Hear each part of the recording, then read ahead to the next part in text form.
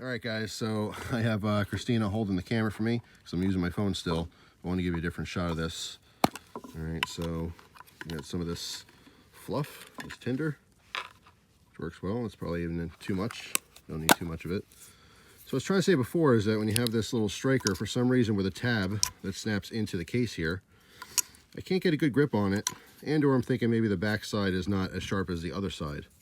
All right, because when I use this, it doesn't seem to want to throw anything. All right, but I flip it around.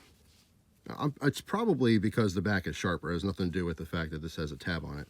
But obviously that throws some sparks. So keep it in there, throw a little spark, and it's lit. So the stuff works very well.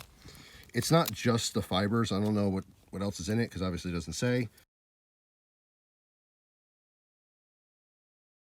But it does actually work very well. So I give it an A+.